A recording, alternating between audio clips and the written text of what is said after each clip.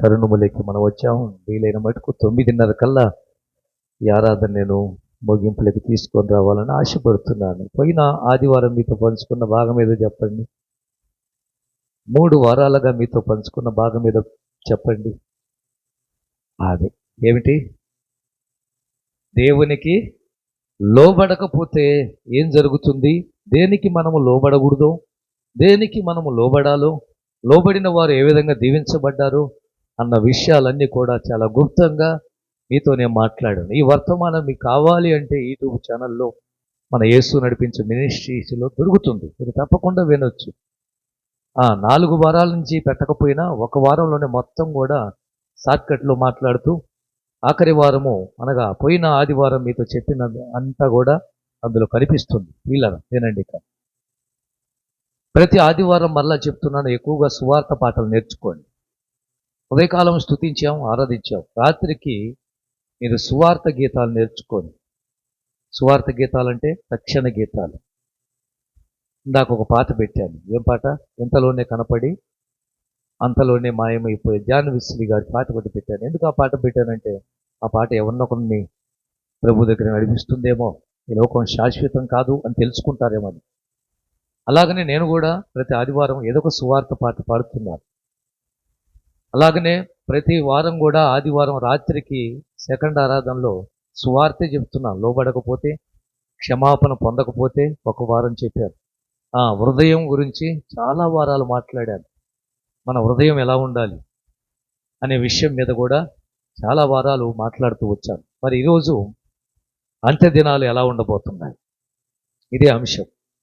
ఏ దినాలు? ఇప్పుడు పాడిన పాట ఏంటి? దినములు చెడ్డవి. దినములు చెడ్డవి గనుక సమయాన్ని పోనివ్వక సద్వినియోగం చేసుకుంటూ అజ్ఞానుల వలె కాక జ్ఞానుల వలె నడుచుకోండి అని అపోస్తలుడైన పౌలు ఎఫెసీ సంఘానికి 5వ అధ్యాయం 15వ వచనంలో రాసి పెట్టిన మాటనే పాటగా రాశారు. ఎస్వి బాలసుబ్రహ్మణ్యం గారు చాలా అద్భుతంగా పాడాడు ఆ పాట. మరి అంత్య దినాలు ఎలా ఉండబోతున్నాయి, ఈ విషయాలు మీకు చక్కగా నేను వివరించబోతున్నాను. ఈ వారం బహుశా మొత్తం చెప్పలేను, అంతా ఈ వారం కాదు. ఎందుకంటే ప్రతి ఆదివారం రాత్రికి చెప్పేది వాయిదాలు వేస్తూనే వచ్చాను. ప్రతి వారం వివరంగా విఫలంగా మీరు పెట్టున్నారు. ప్రతి ఒక్కరు వస్తున్నారు కాబట్టి, ప్రతి ఆదివారం కలుస్తున్నారు కాబట్టి మీకు అర్థం కావడానికి అదే వాక్యాన్ని మరలా రిప్లై చేసి మరలా మరొక కోణంలోకి వెళ్ళిపోతున్నాం. వీళ్ళగా లోబడకపోతే ఎన్ని పాటలు చెప్పాను? లోబడకపోతే ఎన్ని పాటలు చెప్పాను? 3 4? మా వాడు రాసి పెట్టారు. 3 పాటలు మీకు లోబడకపోతే అనే విషయం మీద బోధించాను. ప్రవర్తన గురించి ఎన్ని పాటలు వచ్చాం? ప్రతి శుక్రవారం మన ప్రవర్తన ఎలా ఉండాలి, ఎన్ని ఇలా చూపించాలి. 7 పాటలు చెప్పాం. మొత్తం కలిపి ఒక దాంట్లోనే వచ్చేసింది. 2వ దాంట్లో కూడా మీకు దొరుకుతుంది. ప్రియులారా, ఈరోజు అంత్య దినాల గురించి మాట్లాడుతున్నాను. అంత్య దశ గురించి మాట్లాడుతున్నాను. అంత్య కాలం గురించి మాట్లాడుతున్నాను. అవన్నీ చెప్పడం కుదరదేమో కానీ కొంచెమైనా మాట్లాడి ఒక 20 నిమిషాల్లో నేను ముగింపులకు తీసుకొని వస్తాను. బాగా ఎండగాసింది కదా ఈరోజు, కదా? బాగా కాసింది. రేపు మరలా తుఫాను అంట. జాగ్రత్తగా ఉండండి, ఇళ్లలోనే ఉండండి వీలైన బట్టి. దేవుడే మనకు సహాయము చేయనుగా. ఒక ప్రాంతంలో ఒక రైతు పొలంలో వెళ్తూ ఉంటే ఒక గుడ్డు దొరికింది. ఏం దొరికింది? తలపైకి ఎత్తండి. ఏం దొరికింది? ఒక గుడ్డు. కోడిగుడ్డ కాదు, కాకి గుడ్డ కాదు, గద్ద గుడ్డు దొరికింది. సరే, ఏదేమైతే ఎట్టా నాకు కోడి ఉంది, ఆల్రెడీ గుడ్లు ఉన్నాయి, దాని కింద వేస్తే దీన్ని కూడా పొదిగిద్ది. కానీ ఆ గుడ్డు తీసుకెళ్ళి ఎక్కడేశాడు? కోడి పొదిగే కింద వేశాడు. ఈ కోడి కూడా అన్ని గుడ్లతో పాటు ఈ గుడ్డును కూడా పొదిగింది. తీరా పుట్టిన తర్వాత కోడి పిల్లలన్నీ ఒక రకంగా ఉన్నాయి, ఈ పిల్ల మాత్రం ఒక రకంగా. కానీ కోడి అనుకుంటుంది నా పిల్లే, ఇది కూడా ఏమనుకుంటుంది? ఇది కూడా నా పిల్లే అనుకుంటుంది. చిన్నగా పిల్లలు ఎదుగుతూ ఉన్నాయి. ఎదుగుతా ఉంటే కోడికి కూడా రెక్కలు ఉంటాయిగా, కోడి తల్లి కోడి చెప్తుంది, జాగ్రత్త మీరు. మనల్ని తన్నుకొని వెళ్ళేవాడు ఒకడున్నాడు, మనల్ని తినేసేవాడు ఒకడున్నాడు, మనల్ని పట్టుకొని వెళ్ళేవాడు ఒకడున్నాడు. వాడు జాగ్రత్త, వాడు మన మధ్యలో ఉన్నాడన్న సంగతి తెలియదా? ఎక్కడున్నాడు, వాడు మన మధ్యలో ఉన్నాడన్న సంగతి చెప్పటంలా. మనం ఎక్కువగా ఎగరలేం, మనకు రెక్కలు ఉన్నాయి కానీ ఎక్కువగా ఎగరలేం. ఎక్కడ గంతేస్తే అక్కడికి దిగుతాం కానీ అంతకు మించి మనం ఎగరలేం. దయచేసి జాగ్రత్త అని చెప్తుంది. అయితే ఈ గద్ద పిల్ల మనం ఎగరలేం, మనకు రెక్కలు ఉన్నాయి కదా అని తన తోటి ఉన్న పిల్లలను, తన తోబుట్టువులను అడుగుతుంది. లేదు లేదు, అమ్మ చెప్పింది కదా, నీకు అర్థం కాలా, మనం ఎగరలేం, మనం ఎగిరినా అంత ఎత్తు మాత్రం ఎగురుతాం, కింద పడిపోతాం, మనం ఎగరలేం అంటుంది. దీనికేమో ఎగరాలన్న ఆశ. కానీ తల్లి చెప్పింది మనం ఎగరలేం. తనతో ఉన్న పెరుగుతున్న వారు చెప్పినవి మనం ఎగరలేం. ఒకరోజు ఆ దారిన ఒక గద్ద పక్షి వెళ్తూ ఉంది. ఈయన గమనించింది. గమనిస్తే ఇదేంటి, మా జాతికి సంబంధించింది ఇక్కడ ఉంది అండి. అది వెంటనే గమనించింది. పైన వెళ్తున్న గద్ద, దాని ఫోకస్ బాగుంటుంది అనమాట. అందుకే పక్షిరాజు గురించి ఒకరోజు చెప్పాలి మీకు. పక్షిరాజు లక్షణాలు ఎలా ఉంటాయి అనేది చెప్పాలి. పైకి వెళ్తున్న గద్ద గమనించి, ఏంటి నా జాతికి సంబంధించిన పిల్ల ఎక్కడుంది, ఇది మా పిల్లేనిది అని కొంచెం దగ్గరికి వచ్చి చూస్తే నిజమే, గద్ద పిల్లే, ఇదిగో నిన్నే అంది. ఎవరు, నన్నా అంటుంది గద్ద పిల్ల. అవును నిన్నే, నువ్వు కోడి పిల్లవు కాదు. అవునా, నువ్వు మా జాతికి సంబంధించిన గద్ద పిల్లవు, నువ్వు ఎగరొచ్చు, నువ్వు ఎగరగలవు. లేదు లేదు, మా అమ్మ చెప్పింది ఎగరలేదు, నీ అమ్మ కాదు కోడి, నాతో పెరిగిన పిల్లలు చెప్పే ఎగరలేవని. కాదు, నువ్వు ఎగురుతావు, చూడు ఒకసారి అని అంటే ఇంకొంచెం పెరిగిన తర్వాత ఎగరటం మొదలుపెట్టింది. తను అనుకున్నట్టుగానే ఆకాశంలోకి ఎగిరిపోయింది.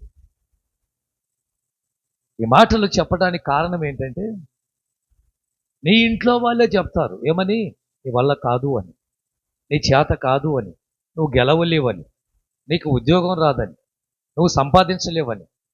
నీతో ఉన్న నీ స్నేహితులే నీతో అంటారు, నీ తలరాత ఇంతే, నీ బతుకు ఇంతే, నువ్వు బాగుపడవు అని. ఎవరి మాటలు దయచేసి పట్టించుకోకు. ఎగరటానికి ప్రయత్నం చేయి, విజయాన్ని సాధించడానికి ప్రయత్నం చేయి. నీలో ఒక పట్టుదలతో ముందుకు వెళ్ళు. వాడన్నాడు, వీడన్నాడు, ఆవిడన్నదే, ఆమె అన్నదే, అమ్మాయి అన్నది, నా వల్ల కాదు అని అక్కడ కూర్చోబాకు.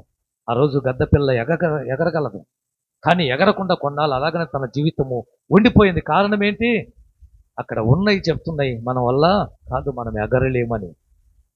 ఎవరి మాటలు పట్టించుకోకుండా గురి వద్దకే పరిగెత్తు, గమ్యము వైపు పరిగెత్తు, తప్పకుండా దేవుడు విజయాన్ని ఇస్తాడు. అంత్య దినాలు ఎలా ఉండబోతున్నాయి, అంత్య దినాలు చదవండి. 49వ అధ్యాయం ఆదికాండం 1వ వచనం. గుప్తంగా మాట్లాడబోతున్నాను.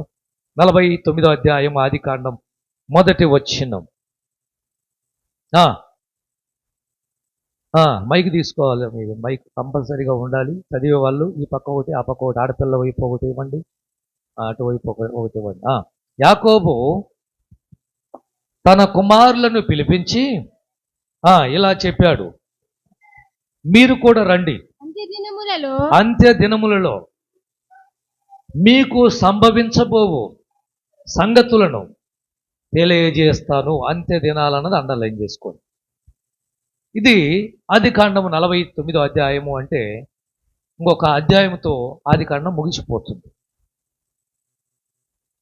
ఈ ముగిసిపోయే సమయంలో యాకోబుకి ఎంతమంది కుమారులు, యాకోబుకి ఎంతమంది బిడ్డలు?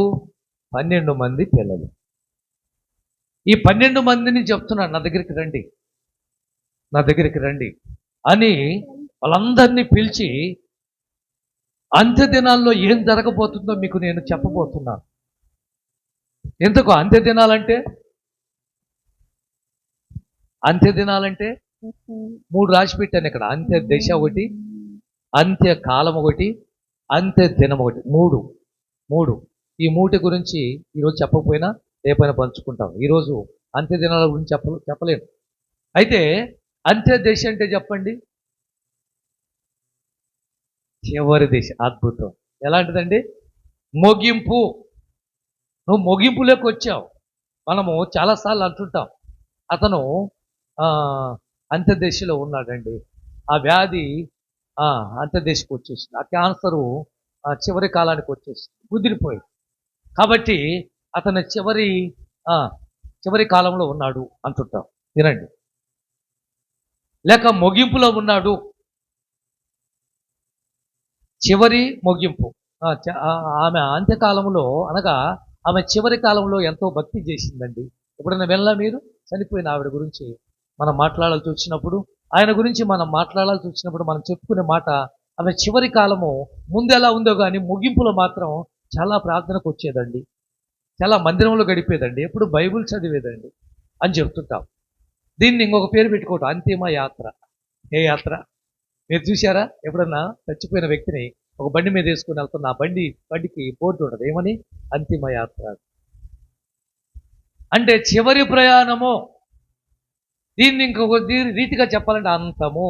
అంటే అంత్య దినాలు అంటే ఏదో ప్రళయం జరగబోతుంది,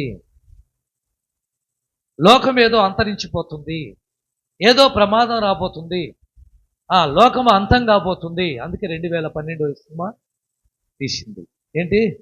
ప్రపంచ అంతం అని 2012 అనే ఒక మూవీ తీశారు వీళ్ళారు. అంటే దాంతో అంతమవుతుంది అని బైబిల్ అలా ఒప్పుకోదు. అంతం ఎప్పుడు?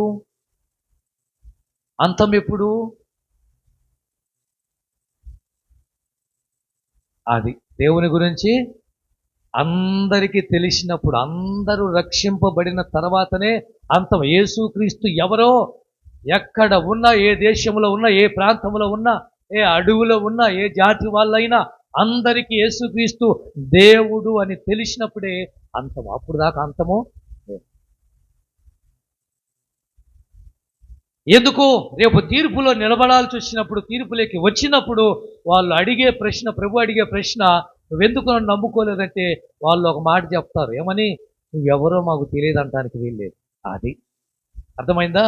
తీర్పులో యేసుక్రీస్తు ధవల వర్ణ సింహాసనం మీద కూర్చున్నప్పుడు, ఆయన న్యాయపు తీర్పు అడగాల్సి వచ్చినప్పుడు, అమ్మా మరి అందరు నమ్ముకున్నారు, నువ్వెందుకు ప్రభువుని నమ్ముకోలేదు? బాబు ఏమైంది నీకు, నన్ను ఎందుకు నమ్ముకోలేదు అని అడిగినప్పుడు, నువ్వెవరో నాకు తెలిస్తే కదయ్యా అని ఒక్కడు కూడా ఆ మాట రావటానికి వీల్లేదు. అందుకే అందరికీ సువార్త ప్రకటించిన తర్వాతనే, లోకమంతా ప్రకటింపబడిన తర్వాతనే అంతము వచ్చును. మత్తయి సువార్త 24వ అధ్యాయంలో ఆ మాటలు ఉంటాయి, చదవద్దు. లోకమంతా దేవుని సువార్త ప్రకటింపబడిన తర్వాతనే అంతము. ఇది అంతానికి ముందు అంత్య దినాలు ఉన్నాయి, అంత్య దశ ఉంది, అంత్య దశ. ఇంకొక మాట మీకు చదివిస్తాను. మోషే గారు ఏమన్నారు చూడు, 31వ అధ్యాయం ద్వితీయోపదేశ కాండం 29వ వచనం. 29వ వచనం ద్వితీయోపదేశ కాండం 31:29. ఎలాగనగా మీరు బొత్తిగా చెడిపోయి మార్గమును తప్పిదరనియు, ఆ దినములు అంటే అంత్య దినాలు, ఆ దినములు అంటున్నాడు అక్కడ, ఆ దినములు అంతమందు. జాగ్రత్త. మోషే చచ్చిపోకముందు ఈ 31వ అధ్యాయంలో, మోషే చచ్చిపోలేప్పటికీ, మోషే 34వ అధ్యాయం మొదటి వచనం కానీ చదువుకోండి. మోషే కాలం గడపటం మనం చూస్తాం, మోషే ముగింపు మనం చూస్తాం. ఎలా ఆయన చనిపోతాడు? ప్రభు అన్నాడు, కానాను దేశం నువ్వు వెళ్ళడానికి వీల్లేదు, కానాను ప్రయాణము, నువ్వు కానానులో చేరవో, నువ్వే కాదు 20 సంవత్సరాలు పైబడిన ఏ ఒక్కరు కానానులో ప్రవేశించడానికి వీల్లేదు అని దేవుడు చెప్పాడు. ఎందుకు? తిరుగుబాటు చేశారు, దేవునికి వ్యతిరేకమైన పనులు చేశారు. అందుకే అంటాడు, 20 సంవత్సరాలు పైబడిన ఏ ఒక్కరు చేరలేదు, ఒక కాలేబు యెహోషువ తప్ప. ఎక్కడ? పాలు తేనెలు ప్రవహించే దేశంలోకి ఒక యెహోషువ, కాలేబు తప్ప ఇంకెవరు? ఆఖరికి మోషే పెద్ద నాయకుడు కదా, కొన్ని లక్షల మందిని నడిపించిన వాడు కదా, ఎర్ర సముద్రాన్ని కర్రతో మాట్లాడి కర్ర అలా చూపిస్తే చీలగొచ్చిన వాడు కదా, ఆరిన పొడినాలను నడిపించిన వాడు కదా. మోషే ప్రార్థన చేస్తే ఏమైంది? ఆకాశము నుంచి మన్నా వచ్చింది కదా. మోషే ప్రార్థన చేస్తే బండలో నుంచి నీళ్ళు వచ్చాయి కదా. ఇంత గొప్ప నాయకుడు కూడా ఎక్కడికి వెళ్ళలేకపోయాడు? కానాను దేశానికి వెళ్ళలేకపోయాడు. అయితే మోషే 34వ అధ్యాయంలో కోరిక కోరుతాడు, ప్రభువా ఎట్లాగో నన్ను వద్దంటున్నావు, వెళ్ళటానికి వీల్లేదన్నావు, కనీసం కళ్ళతోనైనా చూస్తాను ప్రభువా. దేన్ని? కానాను దేశాన్ని, పాలు తేనెలు ప్రవహించే దేశాన్ని ఎలా చేయాలనుకున్నాడు? కనీసం చూడని చూస్తాను ప్రభువా అని 34వ అధ్యాయంలో పెద్ద కొండెక్కి కానాను ప్రదేశం అంతా కనులార చూసి ఎంతో శస్యశ్యామలమైన దేశం అది. అందుకే దానికి ఒక పేరు పెట్టారు, పాలు తేనెలు ప్రవహించే దేశము అని. ఆ దేశంలో ఈ గెల మోయలేం. ఏ గెల? ద్రాక్ష గెల మోయలేం, మనం మోయలేం. అంత పెద్ద గెలలు తెచ్చారు కానాను దేశానికి 10 మంది వెళ్ళి చూడటానికి. అంత పెద్ద గెలలు తెచ్చారు. అంత ఫలభరితంగా ఉండే స్థలమే కానాను దేశము. అది చూసి ఇక చాలు ఈ జీవితానికి ప్రభు అని మోషే కన్ను మూయటం మనం 34వ అధ్యాయంలో చూస్తాం. వీళ్ళరా దానికి ముందు 31వ అధ్యాయం అంటాడు, నేను చచ్చిపోతాను, నా వయసు మీద పడింది, 120 ఏళ్ళు వచ్చింది, నాకు అర్థమవుతుంది, కాబట్టి దయచేసి నేను మరణించిన తర్వాత ఎలా బతుకుతారు మీరు? ఇప్పుడే నా మాట వింటం లేదు, తిరుగుబాటు చేస్తున్నారు. రేపు పొద్దున ఆ దినములు అంటే అద్దె దినాల్లో మీ బతుకులు ఏమైతే తెలుసా మీకు? అంతము రాబోతుంది. ఆ రోజున కీడు మీకు సంభవిస్తుంది. ఉగ్రత, దేవుని ఉగ్రతలో మీరు ఉండబోతున్నారు. ఎలా బతుకుతారు మీరు అని హెచ్చరించినట్టు మనము చూస్తున్నాం. ప్రియులారా, నెంబర్ 1 అంత్య దశ. ఏ దశ? మొదటి మాట అంత్య దశ. ఊరక వివరించుకుంటే వెళ్ళిపోదాం చిన్నగా. అంత్య దశ అంటే చివర దశ లేక సావునకు సమీపంగా ఉన్నట్టు. అంత్య దశ అంటే దేనికి? మరణానికి దగ్గరలో ఉన్నట్టు. ఉదాహరణ, ఒక ప్రాజెక్ట్ చేస్తున్నారు. మనమేమో ఆ ప్రాజెక్ట్ చేసే ఆ బిడ్డలను అడిగితే ఎంతవరకు వచ్చింది అంటే, వాళ్ళు చివరి దశలో ఉందనుకో, వాళ్ళు చెప్పే మాట అక్కడికి వచ్చేసింది, చివరి దశలో ఉంది. చదువుకుంటున్న పిల్లల్ని, ఏమ్మా ఇంకా ఎంతకాలం నీ చదువు ఎప్పుడు అయిపోతుందంటే, ఈ సంవత్సరం లాస్ట్ అండి, చివరి దశ, చివరికి వచ్చేసాం. ఇల్లు కట్టుకున్న వారిని, ఏ బాబు ఎంతవరకు వచ్చింది అంటే, వచ్చేసిందండి, ఈ నెలలో వీలైతే రేపు నెలలో ఓపెనింగ్ ఉందండి, చివరి దశ. ఇట్లా ఇట్లా అంత్య దశ అంటే చివరి దశ, ముగింపు. ముగింపు ఇలాప వాక్యాలు. 4వ అధ్యాయం 18వ వచనం. 4వ అధ్యాయం 18వ వచనం.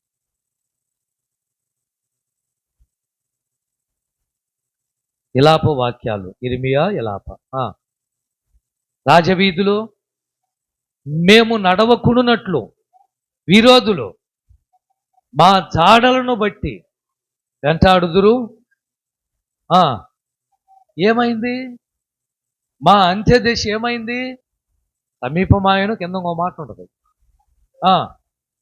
తీరిపోయినవి చాలే, మా అంత్యదశ సమీపమైంది. మాకు అర్థమైపోతుంది చివరి దశలో మేమున్నామని, చివరి స్టేజీలో మేమున్నామని, చివరి క్షణాల్లో మేమున్నామని. మరి అలాంటప్పుడు ఎలా ఉండాలి మనం? అంటే దశలో ఉన్నామండి, చివరిలో ఉన్నాం, ముగింపులో ఉన్నాం, ఆఖరిలో ఉన్నాం. అలాంటి పరిస్థితులు గుండా వెళ్ళాల్సి వచ్చినప్పుడు ఎలా ఉండాలి? సంఖ్యాకాండం 23వ అధ్యాయం 10వ వచనం. ఇక్కడ బిలాము ప్రవచనం మనం చూద్దాం. బిలాం గారు ప్రవచిస్తాడు యాకోబు గురించి. 10వ వచనం, 23:10. మైకి తీసుకోమన్నానే, మీరు తీసుకోలేదు. ఎవరు లెక్క పెడతారు? ఇజ్రాయేలీలు. ఎవరు లెక్క పెట్టగలరు? నాకు లభించునుగాక నా అంత్యదశ.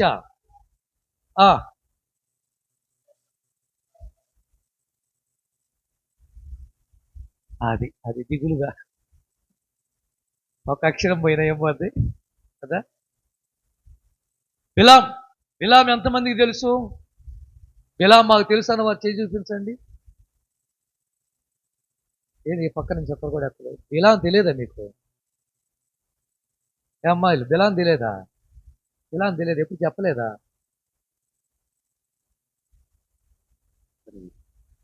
మోషే కాలంలో ఈయన కూడా పాస్టరే, ఒక దర్శనం కలిగిన సేవకుడు, యాజకుడు, ప్రవక్త, అద్భుతమైన వరం కలిగినటువంటి వాడు. చేతులెత్తి ఎవరిని దీవిస్తాడో వారు దీవించబడతారు, ఎవరిని శపిస్తాడో వారిని శపించబడతారు.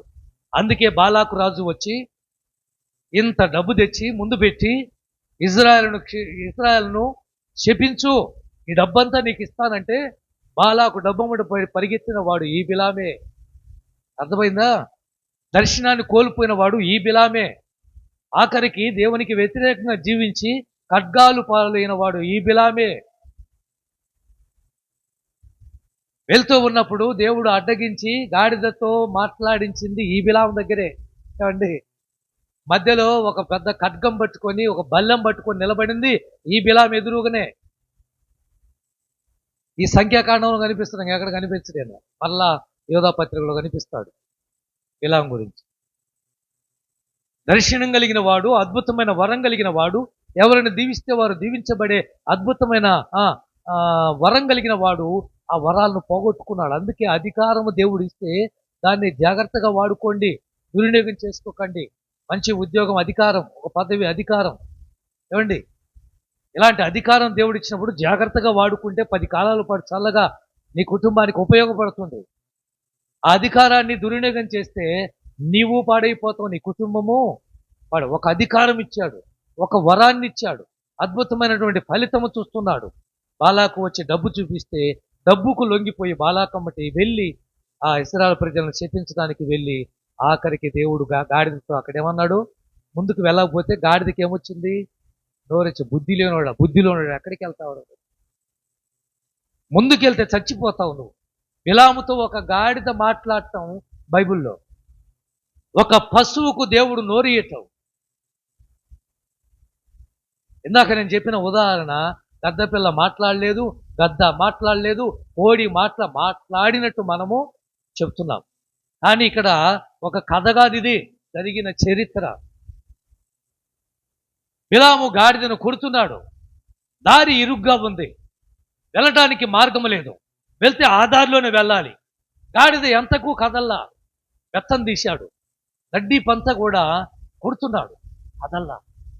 ఆఖరికి దేవుడు గాడిదకు నోరిస్తే బిలాముతో అంటది, యజమాని ఎప్పుడైనా నీ మాటను వ్యతిరేకించానా? ఎప్పుడైనా నేను అడ్డం తిరిగానా? ఎప్పుడైనా తృణీకరించానా? ఇప్పుడు ఎందుకు ఆగానో తెలుసా నీకు?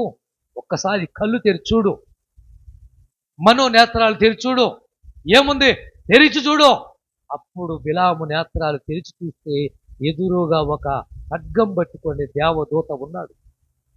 ఆ గాడిద చూడండి, ఒక అద్భుతమైన పశువు తన యజమాని ఏ విధంగా కాపాడుకుందో. అందుకే వివేకం కలిగి ఉండాలి. ప్రమాదం పసిగట్టే ఒక మంచి తల్లులుగా మీరు ఉండాలి. ఇంటి మీదకి వచ్చే ప్రమాదాన్ని పసిగట్టాలి. ఒక మంచి తండ్రిగా మీ బిడ్డల మీదకి ఏ ప్రమాదం రాబోతుందో పసిగట్టాలి. ఒక పశువు పసిగట్టి ఏం చేసింది? బిలామును కాపాడి, ఇలా చచ్చిపోయేవాడు. ముందుకు వెళ్తే చచ్చిపోతావు బిలాము, నా మాట వినని ఆగిపోతే. అలాంటి బిలాము ఎంత జరిగినా కూడా ముందుకే వెళ్తాడు. ఎలా? దేవదూత అంటాడు, దేవుడు అంటాడు, నువ్వు వెళ్ళు, కానీ నీ నోట్లో నుంచి వచ్చే ప్రతి మాట నాది, నేను చెప్పిందే నువ్వు మాట్లాడాలి. అడ్డగోలుగా మాట్లాడావా? అది అర్థమైందా? అందుకే ఇక్కడ నిలబడితే మా మాటలు మేము మాట్లాడామా పనికిరాము. ఇక్కడ బలిపీఠం మీద పరిశుద్ధాత్మ ద్వారా నిలబడాలి. ఆడ నిలబడితే దేవుడు మాట్లాడితే అది వేరుగా ఉంటుంది. మన సొంత మాటలు మాట్లాడామనుకో అది వేరు. ఎవరు మారడు, ఎవరు రారు కూడా. ఆ రోజు బిలాము అక్కడికి వెళ్ళి ఈ కొండ మీదకి బాలాకు తీసుకెళ్తాడు. డబ్బు ఇచ్చాడు కదా, తప్పదు కదా, ఆయన పని చేయాలి, పాస్టర్ గారు చేయాలి, తప్పదు, డబ్బు తీసుకున్నాడు. ఆ కొండ మీదకి వెళ్ళి శాపనార్థాలు పెట్టమంటాడు. ఆ కొండ మీద బలిపీఠం కట్టి దాన బలి అర్పించి అక్కడ శాపనార్థాలు పెట్టబోతే రాలా, నోట్లో నుంచి ఇజ్రాయెల్ను దీవించునుగా కానీ మాటలే వస్తున్నాయి. ఇక్కడికి వచ్చే వరకు యాకోబట ఎలాంటి వాడు? 10వ వచనం. ఇప్పుడు చూడు, ఈయన ప్రవచించాడు, బిలాం ప్రవచించిన మాట ఇది. యాకోబు అంటే ఏమనుకుంటున్నావు? ఎవరు లెక్క పెడతారు ఆయన సంతానాన్ని? ఆయన దేవుడు ఏ విధంగా దీవించాడు అని ఆశీర్వదించడం మొదలు పెడతాడు. కిందకు వచ్చేవరకు అంటాడు,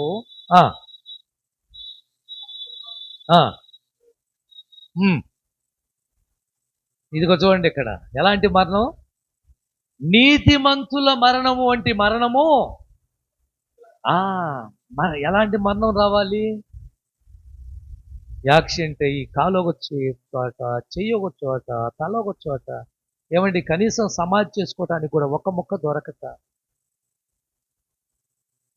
కిరోసిన్ పోసుకొని పెట్రోల్ పోసుకొని తగలబెట్టుకొని అయ్యో బిడ్డను చూసుకోవటానికి కూడా అవకాశం లేక, ఇలాంటి మరణాలు ఎన్ని చూడలేదు మీరు? చెరువులో పడి, కోనేటిలో పడి, లేక సాగర్లో పడి, శరీరం అంతా కుళ్ళిపోయి కనీసం తీసుకొచ్చి కాసేపు ఏడవటానికి కూడా, ముఖం చూడటానికి కూడా అవకాశం లేక, మరణాల గురించి చెప్తున్నాను. ఆ రోజు యెజబెల్ అనే అమ్మాయి, ఆమె సోకులు చేయడానికి 3 గంటల టైం కావాలి. ఉన్నారా అలాంటి వాళ్ళు? ఉండకండి, త్వరగా అనేయండి. ఆమె సోకులు చేయడానికి, అద్దం ముందు బయటికి రావటానికి, ఆమె ఇంట్లోంచి బయటికి రానికి అహాబు వారి భార్య, యెజబెల్ వంటి స్వభావం కలిగిన వారు ఉన్నారని జాగ్రత్త. ఆమె బయటికి రావడానికి మినిమం 3 గంటల టైం. ఈ 3 గంటల్లో ఎంత పని అయిపోద్దో, ఎంత పని చేసుకోవద్దు. మనం స్నానం చేయటం కానీ, డ్రెస్ చేసుకోవటం కానీ అంతా 40, 20, 40 నిమిషాల్లో అయిపోద్ది. ఆడపిల్ల అయితే 40 నిమిషాలు పడుతుంది, మగపిల్లడైతే హాఫ్ అన్ అవర్లో అయిపోతాడు. అంతేగా? అంతకు మించి ఏమన్నా ఎక్కువ టైం తీసుకుంటాడా? స్నానం కానీ, బట్టలు కానీ ఏమో 3 గంటలు. ఎలిజబెత్ అని ఒక ఆవిడ ఉంది, ఆమె కూడా అంతే, మహారాణి, ఇంగ్లాండ్ దేశాన్ని పరిపాలించిన మహారాణి. ఈమె 3 అంతస్తులో నుంచి కింద పడితే గుర్రాళ్ళు కాళ్ళ కింద ఆమె శరీరం చితికిపోయింది. తల ఒక చోట పడింది, చేతులు ఒక చోట పడింది, మొండెం ఒక చోట పడింది. ఒక్క మాంసం ముద్ద కూడా దొరకలేదు, కుక్కలు వచ్చి నాకేసి. ఏలియా ప్రవచనం ప్రకారం ఇలా మన మరణం ఎలా ఉండాలి? నీతిమంతులు మరణం వంటి మరణమో మనకు సంభవించాలి. మనం చనిపోయినప్పుడు మన దగ్గర మన పిల్లలు కూర్చొని మనల్ని చూసుకొని కాసేపు ఏడవాలి. ఈ మరణం. నా అంత్యదశ ఎవరి అంతం? యెజబెల్ వంటి అంతమా? ఏమండి, ఎవరి అంతం కావాలి? నీతిమంతుల అంతం ఎలా ఉంటుంది? నీతిమంతుల మరణం ఎలా ఉంటుంది? అలాంటి మరణము మనకు సంభవించునుగాక. హల్లెలూయా. అదేంటి పాస్టర్ గారు అలా ఆశీర్వదిస్తున్నారు? ఇప్పుడు కాదు తల్లి, ఇప్పుడు కాదు. ముగింపుకు వచ్చినప్పుడు, అంత్యదశకు వచ్చినప్పుడు, చివరి కాలానికి వచ్చినప్పుడు జరగవలసింది ఇప్పుడు చెప్తున్నారు. అంత్యదశ. నెంబర్ 2, అంత్యకాలం. ఏ కాలము? అంత్యకాలము. అంత్యకాలం అన్నా కూడా చివరి కాలము, చివరి రోజులు. మూడింటికి ఒకే అర్థం. అంత్యదశ అన్నా ముగింపే, అంత్యకాలం అన్నా ముగింపే, అంత్య దినములన్నా ముగింపే. చివరి కాలము, చివరి రోజులు, చివరి క్షణాల్లో ఉన్నాం. అంత్యకాలం. దానియేలు గ్రంథం 12వ అధ్యాయం 4వ వచనం. దానియేలు గ్రంథం 12వ అధ్యాయం 4వ వచనం. 4వ వచనం. మరుగు చేసి అంత్యకాలము వరకు ఈ గ్రంథమును ముద్రింపుము. చాలామంది చాలే, మనకు కావలసింది ఏంటి? ఈ గ్రంథాన్ని ముద్రవే. ఎప్పటి వరకు? మళ్ళా చదువయ్యా పై మాట. దానియేలు, నీకేం చెప్పానో. దానియేలు గ్రంథం అంటేనే దర్శనం, అర్థమైందా? యెషయా ప్రవచనం ఎలా ఉంటుందో దానియేలు గ్రంథము 6వ అధ్యాయం దాకా దానియేలు, షద్రకు, మేషకు, అబేద్నెగోలు కనిపిస్తారు. ఇక 7వ అధ్యాయం కాంచి షద్రకు, మేషకు, అబేద్నెగో ఎవరు కనిపించరు. ఏమండి? దానియేలు దేవుడు, దానియేలు ఉపవాస ప్రార్థనలు, దర్శనాలు, ఒక చెట్టు, ఇవన్నీ కూడా మనం చూస్తాం. పొటేళ్ళు, మేకపోతులు, దర్శనాలు, ఇవన్నీ 70 వారాలు అని రాయబడింది దానియేలు గ్రంథంలోనే. అంతం ఎప్పుడంటే 70 వారాలు అంటారు. ఇశ్రాయేలు చెదిరిపోయిన వాళ్ళందరూ సమకూర్చబడే దానియేలు గ్రంథంలోనే. పడిపోయిన యెరూషలేము మందిరం మళ్ళా కట్టబడే దానియేలు గ్రంథంలోనే. ప్రవచనాలు ఇవన్నీ. ఒక పెద్ద విగ్రహం కనపడుతుంది, ఆ విగ్రహం ముక్కలైపోయే దానియేలు గ్రంథంలోనే. దానియేలు, నీవు ఈ మాటలు నేనేమి నీకు చెప్పానో మరుగు చేసి అంత్యకాలం వరకు ఈ గ్రంథమును ముద్రించు. 9వ వచనం కూడా చదువు. 9వ వచనం కూడా. అంత్యకాలం వరకు మరుగుగా ఉన్నట్లు ముద్రింపబడినవై దానియేలు నువ్వు మాట్లాడొద్దు ఇప్పుడు. దానియేలు, అంత్యకాలం రాబోతుంది. నీకేం చెప్పానో ఇవన్నీ అప్పుడు వరకు ముద్ర వేసి పెట్టు. నీకే దర్శనం చూపించానో, నీకు ఎలాంటి వరాన్ని ఇచ్చానో, ఏ మాటలైతే నువ్వు విన్నావో అన్ని ముద్ర వేయి, రాయి. ముద్ర అంటే రాయి, ముద్రించదు. అన్ని రాసిపెట్టి భద్రంగా మర్మంగా దాచిపెట్టు. ఒక కాలం రాబోతుంది. ఏ కాలము? అంత్యకాలం. చదవండి ఇంకో మాట కూడా. దానియేలు గ్రంథం 8వ అధ్యాయం 17 వచ్చిన 8-17. 8వ అధ్యాయం 17 వచ్చిన. త్వరగా తీయండి, ముగిద్దాం, అయిపోయింది టైం. అప్పుడు అతడు వచ్చును. అతడు రాగానే పడితేనే అతడు, నరపుత్రుడా, ఈ దర్శనము ఏ కాలము? అంత్యకాలమున. ఇది ఇప్పుడు కాదు, ఈ దర్శనం చూపించండి. ఏంటి దర్శనము? అసలు ఏం దర్శనం వచ్చింది? ఒక పొటేలి, ఒక మేకపోతు దర్శనం ఎక్కడే కనిపించింది. 18-19 వచనాలు. 8 18వ వచనం, 8వ అధ్యాయం 18. అతడు మాట్లాడుచుండగా పడితిని అతడు పట్టుకొని లేవనెత్తి నిలబెట్టి మరియు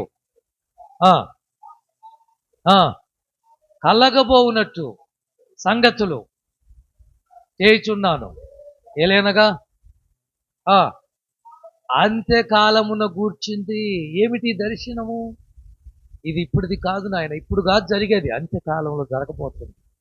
ప్రకటన గ్రంథం ఏ విధంగా మర్మంగా ముద్రించబడిందో, దానియేలు గ్రంథం కూడా ముందు జరగబోయే భూత భవిష్యత్తు గురించి ముద్రించాడు. ఇప్పుడు కాదు, జరిగే రోజులు. ఈ దర్శనానికి అర్థం కూడా అక్కడ చెప్తాడు. ఏమిటి ఆ దర్శనం? మేకపోతు అంటే ఏంటి, తర్వాత పొటేలు అంటే ఏంటి, దాని కొమ్ములు అంటే ఏంటి, ఇవన్నీ కూడా ఈ దర్శనంలో మనకు కనిపిస్తాయి. దానియేలు గ్రంథం 10వ అధ్యాయం 14 వచనం. ఈ దర్శనం ఎప్పుడు జరుగుతుంది అక్కడ రాయబడింది. 10-14. ఈ దర్శనపు సంగతి ఇంకా అనేక దినముల వరకు జరుగును. అయితే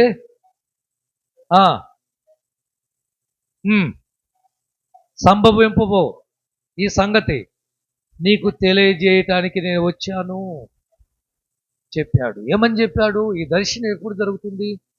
ఆ దినము రాబోతుంది, అంతము రాబోతుంది, అంత్యకాలము రాబోతుంది, అంత్య దినాలు రాబోతున్నాయి. ఆ రోజు నీకు చూపించిన ప్రతి దర్శనమో దేవుడు నెరవేర్చబోతున్నాడు. కొన్ని దర్శనాలు మనకు వచ్చినప్పుడు భయం వేస్తుంది. కొన్ని కళలు మనకు వచ్చినప్పుడు ఏంటి ఇలా వచ్చింది కళ అని బాధ కలుగుతుంది. కానీ ఇది ఎప్పుడు జరుగుతుందని మరలా ప్రార్థన చేస్తే దానికి ఒక కాలము, ఒక విధి, ఒక నిర్ణయ కాలం అనేది ఒకటి ఉంటుంది. దానియేలు గ్రంథం 11వ అధ్యాయం 35 వచనం. 11:35. రాలేదు గనుక అంత్యకాలము వరకు జనులలో పరుచుటకు బుద్ధిమంతులలో. అదిగో చూసావా, అంత్యకాలం వచ్చేలోపు ఆయన పరిశీలన చేస్తున్నాడు. ఆ పరిశీలనలో, ఆ పరీక్షలో చాలామంది బుద్ధిమంతులు, చాలామంది పరిశుద్ధులు కోల్పోతారు. అంత్యకాలం అంటే ముగింపు కాలం, చివరి కాలం. వాస్తవానికి మనం కూడా ఉన్నది అలాంటి కాలమేమో అనిపిస్తుంది. చూస్తున్న పరిస్థితులను బట్టి తుని అనే ప్రాంతంలో ఒక ముసలోడు కౌన్సిలర్ అంట. ఈ మధ్య కాలము ఆ వీడియో వైరల్ అయింది, మీరు చూశారో లేదు. పెద్దోడే, చాలా పెద్దవాడు, 60-70 సంవత్సరాలు, కౌన్సిలర్ అంట.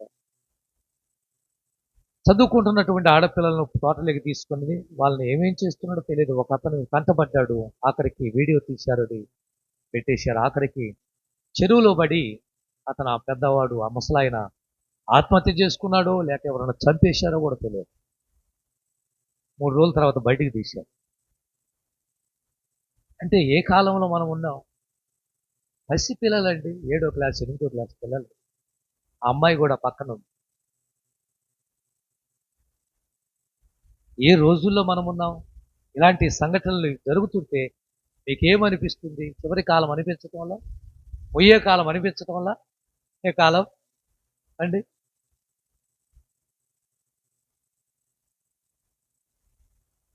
దానియేలు గ్రంథం 12వ అధ్యాయం 13వ వచనం. 12, 13. మళ్ళా చదువు. చేయబడిన కాలం అది కదా 12వ అధ్యాయం 13వ వచనం. నీవు అంతము వరకు నిలకడగా ఉంటే ఆ ఆ అది అంతము వరకు ఎలా ఉండాలి మనము? అంత్యకాలమే ఇది. ఈ అంత్యకాలం ముగింపులో, చివరి కాలంలో అటు ఇటు ఊగిసలాడకండి, అటు ఇటు పరిగెత్తకండి, ఆకులాడకండి, దానికోసం దీనికోసమని సంపాదన మీద పడి దేవుని సన్నిధిని వదిలిపెట్టకండి. నిలకడగా ఉండండి, నిబ్బరంగా ఉండండి. ఈ అంత్యకాలంలో మనుషుల యొక్క దురుద్దేశాలు ఎలా ఉన్నాయో తెలుసా? దురాశలు ఎలా ఉన్నాయో తెలుసా? ఎంతమంది భక్తిహీనులు మన మందిరానికి వస్తున్నారు. వచ్చిన వాళ్ళు అందరూ భక్తులేనా? ప్రశ్న. అందరిలో విశ్వాసం ఉందా? వచ్చే 50 మంది 60 మంది 70 మందిలో ఏమండి అంతా భక్తి పనులేనంటారా? ఇలా మనం మందిరం పరీక్షిస్తే అందులో అందరూ భక్తి పనులు కనిపించరు, ఆత్మీయులుగా ఉండరు. కొద్ది మంది మాత్రమే మనకు దొరుకుతారు. దాంట్లో ఎలా మనం అంచనా వేయాలి? నోటికి ఎంతమందిని తీయాలి? 10 మందిని మాత్రమే. మిగతా 90 మంది యోధా పత్రిక ముగిద్దాం. మొదటి అధ్యాయం 17వ వచనం.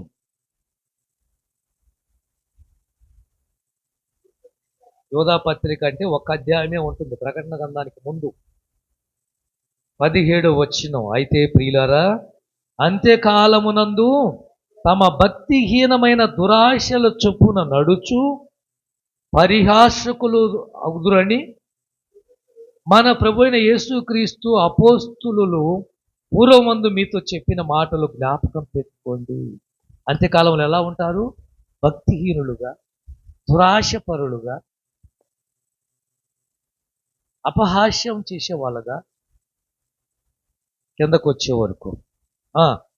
అటివారు ప్రకృతి సంబంధులను ఆత్మ లేనివారయుండి భేదములు కలుగజేయుచున్నారు. ప్రియులారా, మీరు విశ్వసించి అతి పరిశుద్ధమైన దాని మీద మిమ్మల్ని మీరు కట్టుకొనొచ్చు పరిశుద్ధాత్మలో ప్రార్థన చేయొచ్చు నిత్య జీవార్థమైన మన ప్రభువుకు యేసుక్రీస్తు కనికరం కొరకు కనిపెట్టుచు దేవుని ప్రేమలో నిలుచున్నట్లు కాచుకొని ఉండండి.